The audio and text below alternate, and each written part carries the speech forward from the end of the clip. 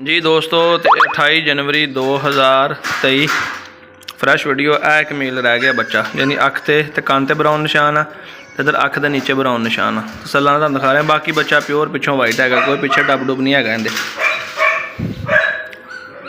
दुध पिलाता बच्चों नू, थोड़ा फिर तो लैन तो फिर जा रहे हैं जी जिस रखवान वाइट मेल तो यह जोड़ा। 28 तरीक पहला महीना 2023 की फ्रैश वीडियो।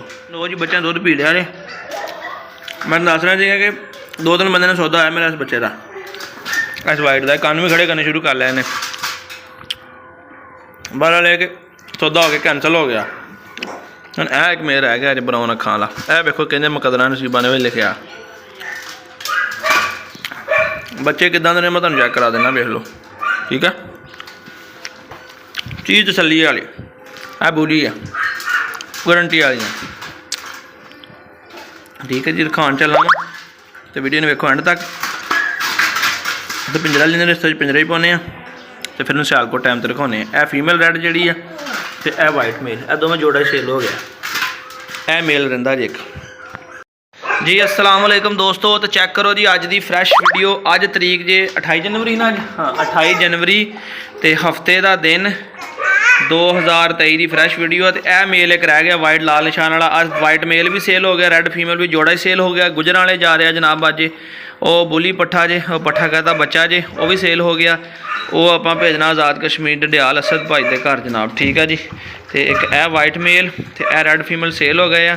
बच्चों दुध पिला रहे हैं, झट बाहर छड्डदे हैं धुप ते, ताकि नस भज लैन, पिछी पोटी कर लैन।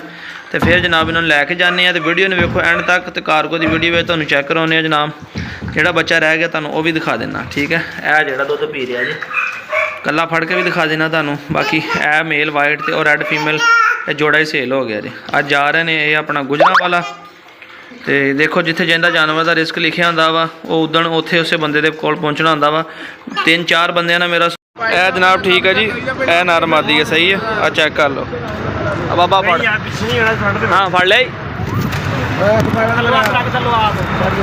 हाँ रखाते जी बाबा, उधर टूल च रखन चला जी। ठीक है, आओ अगे टूल आ जोड़ा वो बस। ठीक है, कितने पौड़ी चढ़नी है। यह गड्डी का नंबर भी तुहानू लिखा देने जनाब, 8286 गड्डी का नंबर है। ठीक है जी, रखाता है गड्डी से। और बाबा उत्ते टूल च रख रहा जी। ओके हो गया।